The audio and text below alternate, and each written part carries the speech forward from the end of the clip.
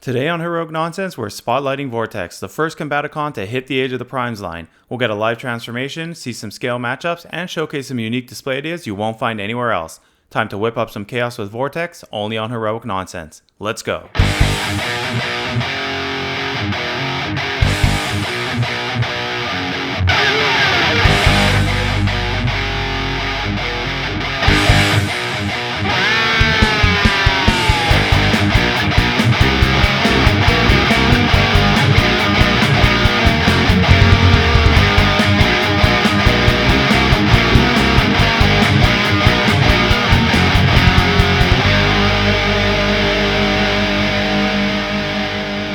If you grew up watching the Decpticons cause mayhem back in the 80s, then you already know who Vortex is, and more importantly, you already know Vortex is more than just a chopper with attitude. He's an interrogator and an agent of chaos, and he fits in perfectly with the rest of the Combaticons. In this episode of Heroic Nonsense, we're spotlighting the newest Age of the Primes release, a modern update to the classic G1 Combaticon, and one of my favorite Combaticons. There's a lot to unpack in this spotlight, so let's get right into it.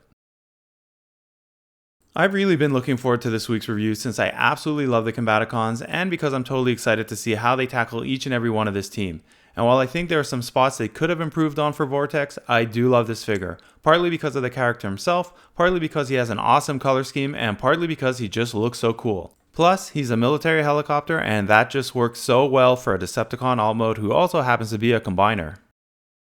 So let's break it all down and get into the details of this very slick Combaticon. Starting with my overall impression, which is that I think he's great. I always love the look of the Combaticons, and Vortex is a perfect first outing for this new Decpticon combiner subteam. With his gunmetal gray body and purple highlights and that faceless mask, which is iconic of many of the Combaticon team, he's a perfect addition to your Decpticon roster. I will call out the one major issue I have with this figure, and that is the extremely dinky fist as well as that arm guard, which just doesn't integrate as seamlessly as I would have liked, though I do recognize that the original has a similar look. One way around it is to actually add in these two extra smaller lasers that fit on the side port of his arm, which not only covers up the fist from the side, but also gives the arm guard less prominence, also making you forget it's there. Other than that, the upper body looks really nice even if only dual toned, and the head sculpt is just perfection. I also like the way the purple looks like it's continuing beneath part of his gray armor from the legs into the chest. The side view is fairly clean, including the rotor section, which integrates nicely from all angles, with those arm guards still being quite noticeable. And the back is extremely clean all around, which is nice to see because this is sometimes where you can get a lot of kibble. As for range of motion, it's very easy to pose him walking menacingly on the way to his next mission. And even better, he's fairly easy to balance in a running position, which will look quite nice if we can get the rest of the team to do the same. Vortex also has a lot of range in his legs and waist, which allows you to get him into this crouching pose, and again, he balances quite nicely. One of my favorites, which I don't think he's ever done in the cartoon, is the ability to place his rotor blades in his arm to give him the shield weapon type look, which looks amazing. Though it won't spin unless you move those air intakes higher up in his shoulders, which is not truly characteristic of his look. For a Voyager class figure, I have to say that they did a fantastic job with his helicopter mode. Yes, it's on the smaller side and therefore not in scale with many of the other vehicles, which is always something that bugged me, but otherwise it looks overall like a realistic copter, rotating blades and all. A few minor nitpicks aside, this is a really nice design which complements the Bob mode extremely well, and I can only imagine how nice it will look as part of Bruticus. Even though the copter is mostly grey, it doesn't look bland at all, especially with those shiny black windows which fits the look well, and that extremely cool stripe down the middle.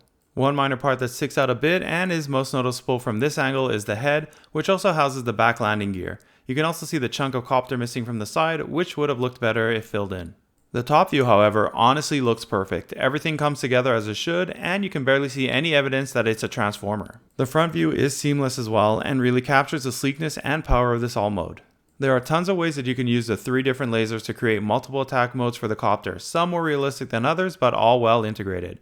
There are actually so many different combinations that I didn't even go through all of them here.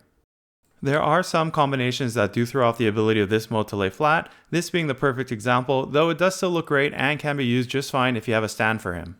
You can also use the back ports similar to the original G1 version to recreate even more custom looks for your chopper, this being my favorite and the one that encapsulates the versatility and overall great design of this spot the best. So I decided to give you guys a quick preview here of my favorite team up display idea for him so far as part of the intro to the scale comparison section simply because I just couldn't wait. But let's first take a more serious look at how he scales so you can get an idea of how he'll fit into your collection, starting with the most obvious and closest in scale, the recent Age of the Primes Aerialbots. though he also looks really good next to the Stunticons in bot mode, which I love since all these different combiners will look fantastic together when completed. And a few relevant aerial Decepticons from some previous Transformers lines. I love that we're slowly growing the helicopter alt modes. And a sneak peek here of some future Transformers reviews. There's actually 2 hints here if you'd like to guess what they will be in the comments section. One that I was really looking forward to doing was for Sandstorm, as these guys probably scale the best together in alt modes and look great when next to each other, even if on opposite sides of the war. I couldn't leave out one of my favorite combiners, and the one which is probably the best stand-in for the moment for Onslaught, Motormaster. Other than scale, they look great heading into battle together.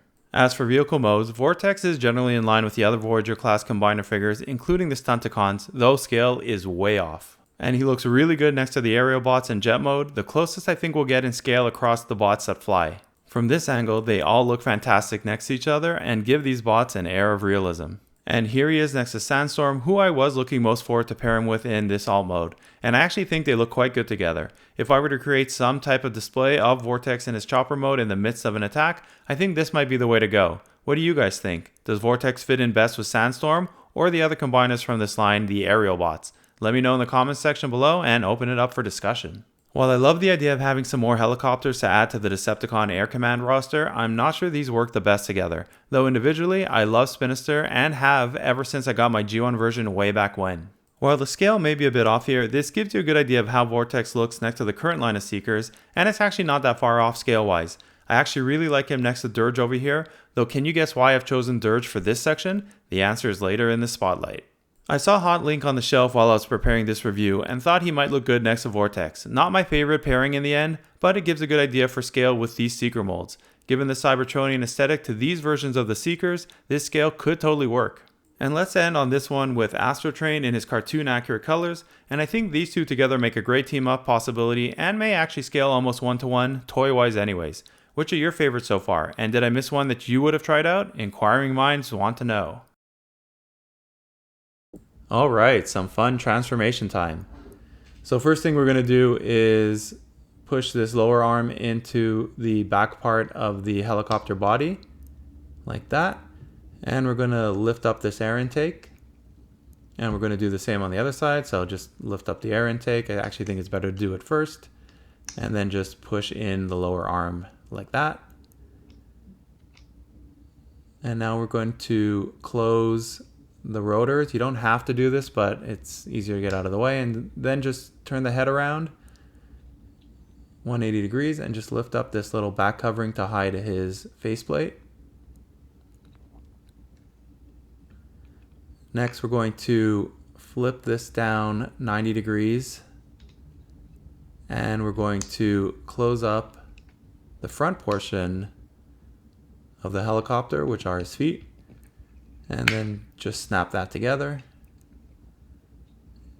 And that was pretty easy. You can see the front already formed. Now just pull this down. This is actually a fairly standard feature of the recent combiners.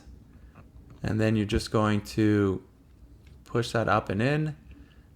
The upper legs fit right in, and then you close up the bottom again. Snap it right in.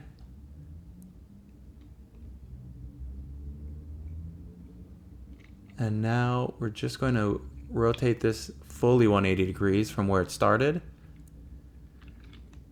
And just move to the back portion. So lift these up 180 degrees like this. And then on one of the arms, you just have to lift up the back rotor. And now pull this back and in at the same time. And it should fit in. It's a little harder to do on camera, but there you go. And then do the same for the other arm. So just pull it back and rotate it in. And then these parts are going to click together. You just have to make sure you get the back rotor tail in. Click it all together like that. And then you just have to lower this rudder at the back end. We'll actually flip it around like so. And then just reopen up these blades.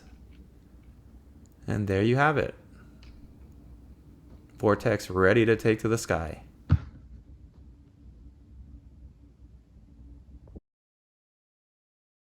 Granted, it's not the easiest to come up with some displays for combiners, especially when they're the first out of their group, but let's give it a shot anyway.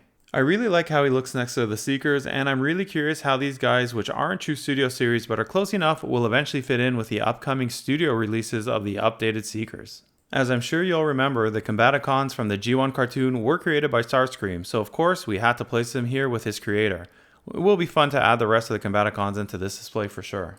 And here is my favorite that I alluded to earlier, Overcharge with Vortex. And I'm not sure if it's because he transforms into a tank and we know that Brawl is part of the Combaticons unit, or just the overall look and feel of him, but Overcharge looks absolutely fantastic paired up with Vortex. And I highly recommend getting Overcharge if you ever get the opportunity. I feel the shortcomings of Blitzwing in this mode are way less apparent in this color scheme for some reason.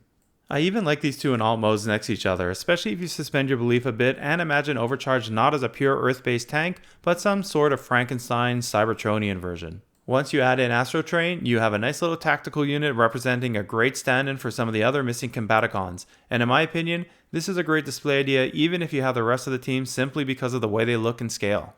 Back to Motormaster, and there are some definite ways you can eventually incorporate the Combaticons and Stunticons into some type of display, even in alt modes. While I didn't use my stands here since I felt they're a bit too big for this smaller scale, I did use some stuff lying around that I cleverly hid behind Motormaster's trailer to give it a bit of perspective, but also a true flying feel.